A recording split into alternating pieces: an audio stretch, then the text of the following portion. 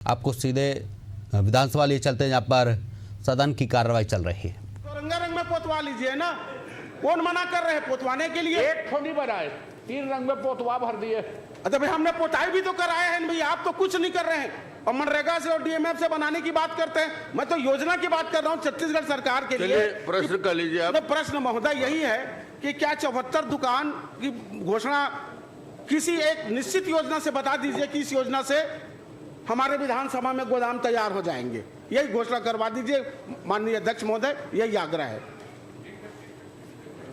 माननीय अध्यक्ष महोदय, ये 74 दुकान है, यहाँ पे भवन ही नहीं है माननीय अध्यक्ष महोदय, और ऐसा हमारे विभाग में भी इसके लिए बजट का प्रावधान नहीं माननीय अध्यक्ष महोदय। इसलिए विधायक जी जो बात कह रहे हैं तो उसको माननीय पंचायत मंत्री जी से भी हम निवेदन करेंगे, समग्र विकास के योजना में जो कुछ बनता है 2-4 स्वीकृत करें, ये निवेदन करेंगे माननीय। चलिए ठीक है। माननीय अध्यक्ष महोदय, मेरा प्रश्न का ये कि आया है, जांजगीर नैला नगर पालिका 60,000 की आबादी है और लगभग राशन के लिए वो मात्र 8 दुकान से ही आश्रित है महोदय। एक दुकानदार 5-5, 7-7 राशन दुकान के संचालन कर रहे हैं। 3 महीने का चावल लेना है अभी, या कि 1 महीने का भी लेने जाना पड़ता है, तो अपनी रोजी रोटी को मार करके मजदूर भाई जनरली लाइन लगा रहते हैं, तो आज आना, कल आना, परसों आना। तो मैं क्या माननीय मंत्री महोदय से आग्रह करता हूं कि ऐसे जब हितग्राहियों की संख्या, राशन दुकान की संख्या अधिक है, तो क्या दुकानों की संख्या बढ़ानी चाहिए, यह मैं आपसे आग्रह कर रहा हूं कि जब 25 वार्ड हैं और मात्र 8 दुकान हैं, कई लोगों के पास तो 9-9 वार्ड के दुकान के मालिक बन बैठे हैं, एक ही जगह से संचालित होते हैं, लंबी लाइन लगाती है। यही आग्रह की संख्या क्या बढ़ाएंगे कि नहीं बढ़ाएंगे, बता दीजिए माननीय अध्यक्ष महोदय। जांजगीर नैला राज्य शासन नियुक्तिकरण के तहत नवीन नए राशन दुकानों की प्रारंभ करती है। जांजगीर नैला में 8 एवं चापा में 1, इस प्रकार कुल 9 नवीन राशन दुकान जारी करने विज्ञापन 24/12/20 को जारी किया गया था माननीय अध्यक्ष महोदय, जिसमें जांजगीर नैला के 8 दुकानों में उच्च न्यायालय से स्थगन है माननीय अध्यक्ष महोदय। इस तरह नए दुकान खोलने की प्रक्रिया स्थगित है माननीय अध्यक्ष महोदय। और माननीय अध्यक्ष महोदय, 2022 में विज्ञापन निकला था, चांपा में स्थगन हुआ था, तो चांपा में नवीन दुकान के लिए आमंत्रित के लिए पेपर में विज्ञापन आ चुका है भैया, पर 22 के बाद अब 25 चल रहा है। स्थगन कब तक रहेगा? स्थगन की भी एक सीमा रहती है ना, स्थगन तो कब का समाप्त हो गया है। माननीय मंत्री महोदय, नए सिरे से क्या विज्ञापन जारी किए जाएंगे, यह प्रश्न है मेरा। माननीय अध्यक्ष महोदय, ये प्रकरण जो है उच्च न्यायालय में माननीय अध्यक्ष महोदय, इसमें चर्चा नहीं की, वहाँ से जब तक कि ये प्रकरण का निराकरण नहीं होगा। चलिए न्यायालय से निराकरण कराए। दलेश्वर साहू, यही अंतिम प्रश्न है मेरा। हो तो गया? नहीं, माननीय मंत्री महोदय, अध्यक्ष जी, एक है कि भाई अगर 8 दुकान से संचालित अगर हो रहे हैं, संचालित करता व्यक्ति 8 लोग हैं, 25 वार्ड हैं, तो जब हाई कोर्ट का जो डिसीजन आएगा, बात का आएगा, क्या वही दुकानदार उन वार्डों में अपने राशन दुकान खोलेंगे? उन्हीं को सौंप दीजिए कि ताकि उनकी दुकानों की संख्या बढ़ जाए, हाई कोर्ट का मामला भी खत्म हो जाएगा, जनता को सुविधा भी बढ़ जाएगी। माननीय अध्यक्ष महोदय, हाई कोर्ट का प्रकरण है। चलिए दलेश्वर साहू जी, क्रमांक 8। अध्यक्ष महोदय, मेरा प्रश्न जो है प्रदेश में स्थापित फोर्टिफाइड राइस कर्नल AFR के मैन्युफैक्चरिंग मिल के संबंध में है। अध्यक्ष महोदय, मेरा प्रश्न ये है कि राज्य में 94 फोर्टिफाइड राइस कर्नल मैन्युफैक्चरिंग मिल है, पंजीकृत है और स्थापित भी है।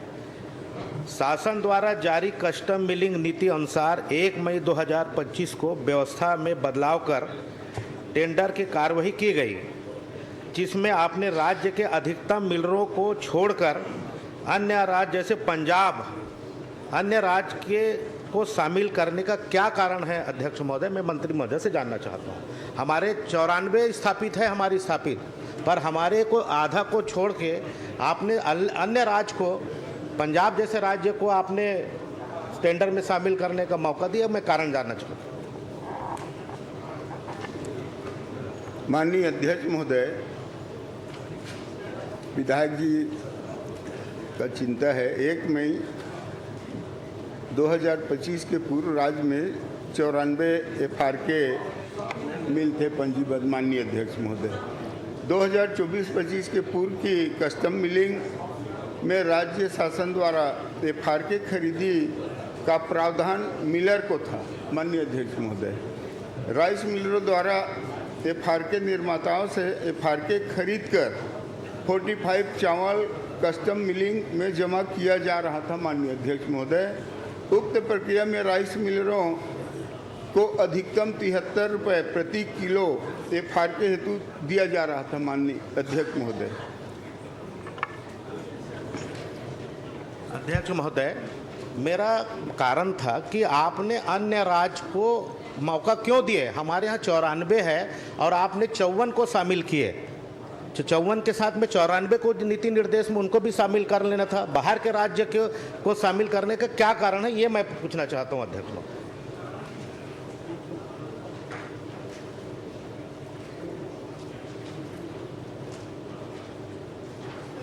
माननीय अध्यक्ष महोदय, मैं बताना चाहूँगा कि वर्ष 2024-25 में कस्टम मिलिंग अनुसार FRK व्यवस्था का प्रावधान मार्कफेड द्वारा निविदा के माध्यम से किया गया। माननीय अध्यक्ष महोदय, 30/11/24 को निविदा जारी की गई एवं 30/12/24 को निविदा का दर ऑनलाइन बोली के माध्यम से निर्धारित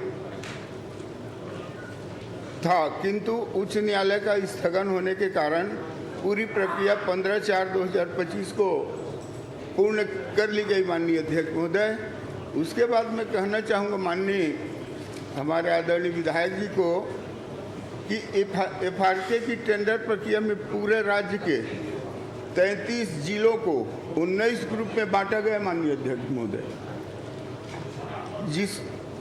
जिसका उद्देश्य अधिकतम मिलों की भागीदारी सुनिश्चित करना था। इस 19 ग्रुप में कुल 54 FRK निर्माताओं को FRK सप्लाई हेतु सूचीबद्ध किया। माननीय अध्यक्ष महोदय, जिसमें से 43 निर्माता छत्तीसगढ़ राज्य के हैं और 11 बाहर के हैं। माननीय अध्यक्ष महोदय, मैं बताना चाहूँगा आदरणीय विधायक जी को, इसमें हमने सभी भागीदारी के लिए निविदा नियमों में माननीय अध्यक्ष महोदय अनुभव, टर्नओवर, अमानत एवं सुरक्षा निधि में छूट, किराए के मिलों को भाग लेने की अनुमति का प्रावधान किया। माननीय अध्यक्ष महोदय। अध्यक्ष महोदय, आपने स्वीकार भी कर लिया कि हमने अन्य राज्य 10 राज्य को हमने शामिल किया। ठीक है, आपने निविदा अगर हमारे ही प्रदेश के मिलरों को अगर प्राथमिकता देते तो शायद ये प्रश्न उठता ही भी नहीं, पर आपने हमारे ही मिलरों का गला घोट के आपने अन्य प्रदेश के मिलरों को शामिल करके आपका योजनाबद्ध क्या तरीका था, क्या आप उसमें आपका इस व्यू रचना में आपका क्या क्या योगदान था? चलो ठीक है साहब, मैंने दूसरा क्वेश्चन चाहता हूँ।